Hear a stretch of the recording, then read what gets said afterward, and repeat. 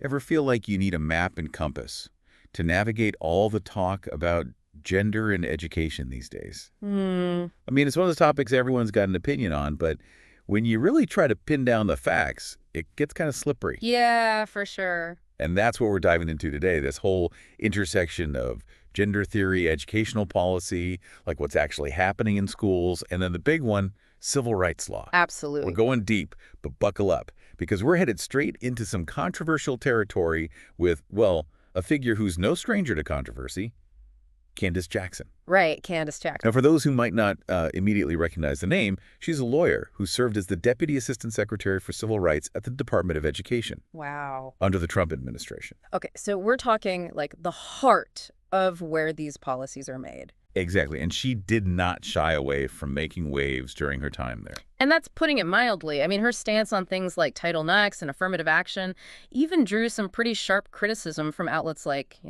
HuffPost. Oh yeah, she definitely ruffled some feathers. So to really get this deep dive rolling, can you give us the rundown on Candace Jackson? Like, Yeah. who is she and why should we care about her perspective? So Candace Jackson, she's not just some lawyer who wandered into the Department of Education.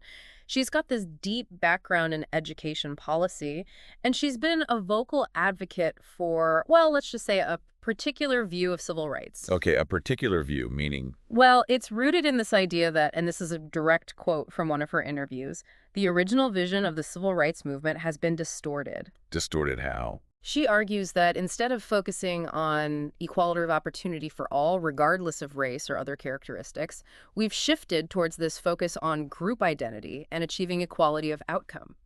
Okay, so that's the lens she's looking through. And to be fair, that's a perspective I've heard echoed by, certain scholars and commentators. It's not like she's alone in that view. Absolutely, and that's what makes this conversation so interesting, right? Totally, totally. So she lands this pretty high up position in the Department of Education, specifically in the Office for Civil Rights, which, if I remember correctly, has some serious teeth. Oh, absolutely. I mean, they're the ones enforcing federal civil rights laws in schools across the country. We're talking Title VI, which deals with discrimination based on race, color, national origin, and of course, Title IX. Right, Title IX's the big one when it comes to gender and education these days, especially with all the recent debates and legal battles. Exactly. And that's where things get really, really interesting with Candace Jackson. Okay, so before we get to the really, really interesting part, let's make sure we're all on the same page. Title VI, Title IX. Break it down for me like I'm back in school and this is going to be on the test.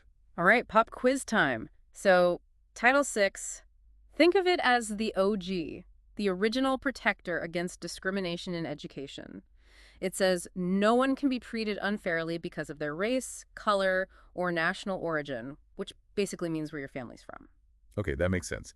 So like a school couldn't say, sorry, you're from a different country, no admission for you, or treat a student differently because of their ethnicity or the color of their skin. Exactly. It's about making sure everyone has an equal shot at an education, regardless of their background.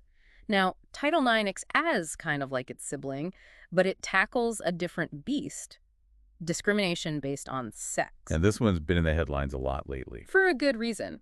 Title IX was originally put in place to level the playing field for women in education, making sure they had the same opportunities as men in academics, athletics, you name it.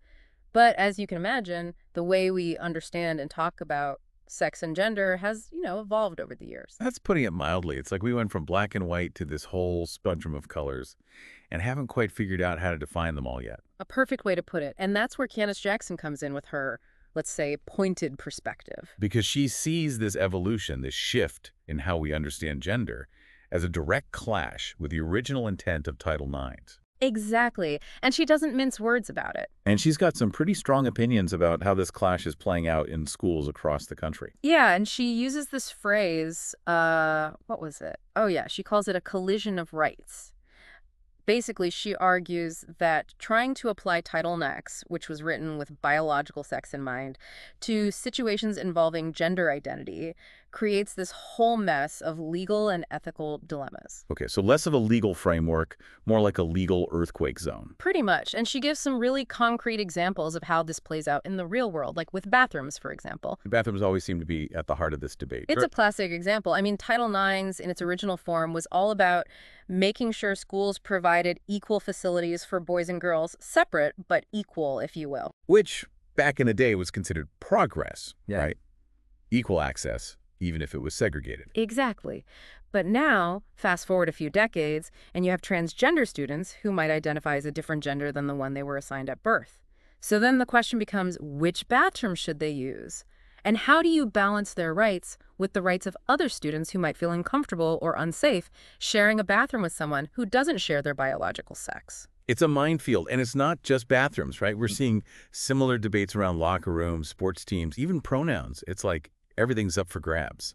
Absolutely. And Candace Jackson argues that this creates a situation where schools are caught between a rock and a hard place, trying to navigate this new terrain without any clear legal guidance.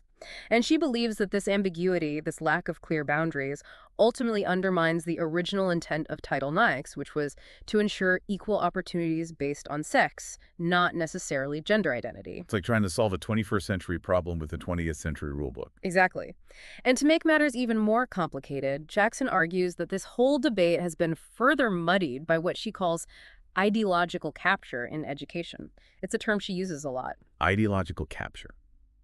Okay, that sounds a little ominous. Break it down for me. What does she mean by that? Basically, she's saying that a certain set of beliefs, a particular ideology around gender and social justice, has become so dominant in education that it's essentially shut down any alternative viewpoints. So it's like this one way of thinking has become the only acceptable way of thinking, at least within certain educational circles. That's her argument.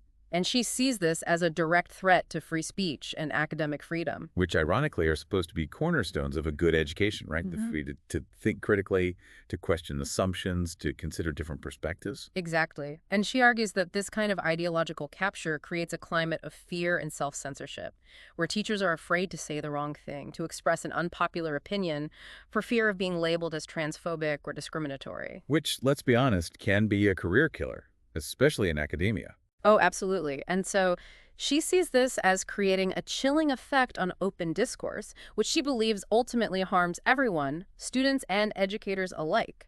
So it's almost like this push for inclusion, while well-intentioned, might be having the unintended consequence of stifling important conversations. That's her perspective. And this concern about ideological capture isn't limited to her views on gender identity and Title IX. It pops up again when we get into her stance on affirmative action, which, as you can imagine, is another hot-button issue where she doesn't shy away from controversy. Yeah, affirmative action, that's a whole other can of worms. But before we crack that one open, let's circle back to Jackson's time at the Department of Education. One of the things she was most vocal about, and this was during the Trump administration, was the need to reform Title IX, specifically when it came to sexual assault allegations on college campuses. This was back when, like, every other day there was a new headline about sexual assault on campus and what schools were or weren't doing about it. It felt like a real turning point in how we talk about these issues. Absolutely. And it was a time of, intense scrutiny on college campuses, especially with the Obama administration really pushing for schools to take a more proactive approach to addressing sexual assault. Right, like those Dear Colleague letters that basically laid out how schools should be handling these cases, which from what I remember was pretty controversial in its own right. Oh, for sure. And that's where Candace Jackson comes in. And she's not afraid to shake things up. She basically argued that in the effort to protect victims, the pendulum had swung too far. Meaning that the rights of the accused were being overlooked, that the process had become, in her words, stacked against them. So she felt like due process, that whole idea of innocent until proven guilty, was getting lost in the shuffle. Exactly. And she saw this as a fundamental legal problem, not to mention deeply unfair to those accused of assault, many of whom were, young men facing potentially life-altering consequences. And this is where she really pushes for Title IX reform. Right. Like this becomes one of her big missions at the Department of Education. It's a major focus for her. And to understand her perspective, you have to remember her legal background. She approaches this from the standpoint of someone who believes in due process, in fairness, in making sure everyone involved in these cases, accuser and accused, has a fair shot at being heard and having their rights respected. Which is tricky, right? Because these are incredibly sensitive situations, often with very little hard evidence, and you're dealing with the emotional well-being of everyone involved. There's no easy answers. Absolutely. And that's what makes this whole debate so challenging, so nuanced. But for Candace Jackson, it always comes back to those core legal principles. She argues that you can't just throw due process out the window, even in cases of sexual assault. So how does she try to square that circle? What's her solution? Well, the Trump administration, with Jackson as a key player, ends up rolling back some of those Obama-era guidelines on Title IXs. I remember this being hugely controversial at the time, with protests and pushback from, women's rights groups and advocates for survivors of sexual assault.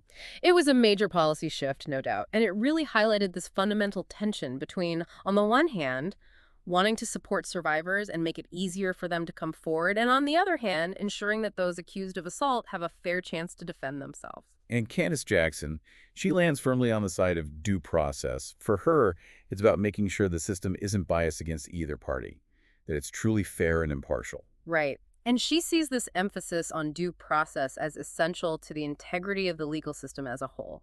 Which, is a pretty compelling argument when you think about it. Because Yeah. if people lose faith in the fairness of the process, the whole thing falls apart, right? Exactly. And that's a point she hammers home again and again, whether she's talking about Title IX's, affirmative action, or even just the broader climate on college campuses when it comes to discussing these sensitive issues. It's like she sees this thread running through all of these debates, this tension between, like you said earlier, this clash of rights and ideologies. Exactly. And it makes you wonder, where do we go from here? How do we have these difficult conversations? How do we create a society that's both just and equitable without falling into these traps of silencing dissent or sacrificing fundamental freedoms? It's the billion-dollar question, Raf, and there's no easy answer. But I think that's the biggest takeaway from this deep dive into the world of Candace Jackson. It's a reminder that these debates are complex, with valid arguments on all sides. And maybe the most important thing we can do, instead of rushing to judgment or demonizing those who disagree with us, is to just listen, to try to understand where they're coming from, and to engage in good faith dialogue, even when it's hard, even when it makes us uncomfortable. Because that's how we learn, that's how we grow, and hopefully that's how we build a better, more just, and more inclusive future for everyone.